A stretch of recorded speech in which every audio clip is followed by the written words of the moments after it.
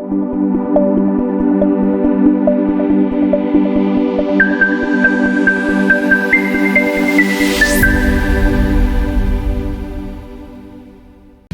everybody. Welcome back to Crafting and Crime Daily. I've missed you guys. Gosh, there's been no trials to cover.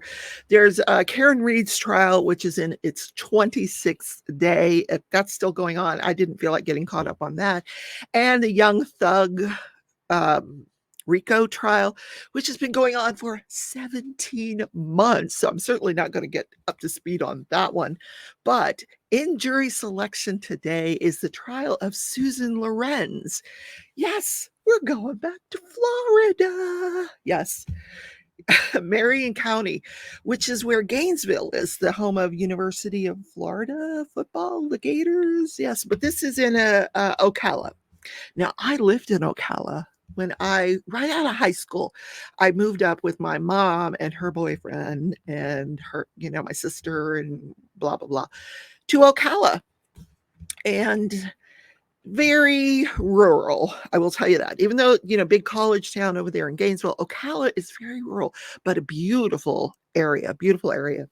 So this involves Susan Lorencz, she's now 59 years old. This happened June 2nd last year, 2023. So 1 year anniversary of what occurred in that case. Susan Lorencz, 58 years old at the time, white woman. And this is important. Usually I don't like to make cases into a racial issue, but this one seems pretty clear. Race played a factor in this case. So she has been charged with manslaughter with a firearm and could be, if she is convicted, sentenced up to 30 years in prison. Now, here's what happened. These kids, June 2nd, there's this, her neighbor, AJike Owens, has 4 kids. Their ages are 12, 9, 7, and 2. Now, I don't know if the 2-year-old was out there, but the kids are out in this area. Now, Susan lived in an apartment. So I think she considered this area her yard, but it was really a common area. And the kids are out there playing. And I don't know what was upsetting her about these kids being out there being kids, but she didn't like it. So she used racial slurs at these kids. And there's our witnesses that said, yes, we heard it. And she even, during her interrogation, admits that she used racial slurs at these children. That's disgusting. It's not a crime, but it's disgusting. So about a year before this, she had purchased a gun because this feud between her and this family had been going on since January of 2021. So over 2 years. So, and she was said, oh, I'm in fear for my life. I got to get a gun. So she gets a gun. Because there's children playing in your yard? Seriously?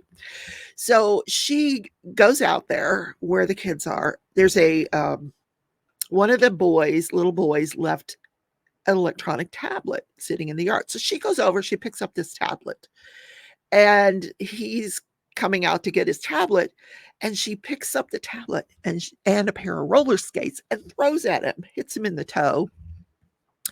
Then she's waving an umbrella around, threatening these children, and she goes back into her house. And those kids, what are kids going to do? They go home, they tell their mom, hey, mom, which is AJike Owens. And her name is AJike, AJike. And I don't want to I don't want to butcher the name. But they call her AJ. So they go home and they tell mom. So mom's like, okay, here we go again. She goes over and she knocks on the door. Well, Susan Lorencz, she gets on the phone with 911 and says, this woman's at my door. I don't know what she said. I don't know what the 911 call. I'm curious to see what she said during this 911 call. But she doesn't even wait 2 minutes. Within 2 minutes, she fires that gun through the door, hits AJike Owens in the chest. And AJike Owens loses her life. 4 little children are left without a mother because the kids were playing in this common area. It sounds insane. It sounds, why are you arguing with children to begin with? Anyway, I don't have much patience for this case, in case you can't tell. But here is some interrogation video that was just released. Listen to this. I just remember being terrified that she was banging and screaming, and I just remember hearing her say, "I'm going to kill you." I was in fear for my life. I mean, honest to God, I just feared that she was going to come through that door. I'm sorry, that's how I felt. I can't change the way I felt. I mean, it was sheer terror on my part. I mean, honest to God, I was shaking. Yes, she was in fear for her life. So what is her defense? Well, before we even get to the defense,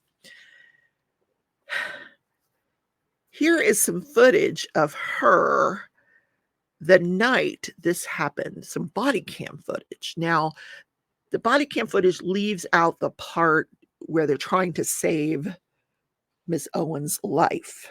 They're doing CPR and trying to save her life because we don't want to see that. But they take her into custody. They detain her. They do not arrest her. Kill someone with a gun. She's inside. Okay. Newly released body cam video from the Marion County Sheriff's Office showing the moment deputies arrived to the neighborhood where officials say Susan Lorencz fatally shot AJike Owens through a metal door. Deputies say Lorencz shot and killed Owens through her door after Owens came to confront her about throwing a pair of roller skates at her children.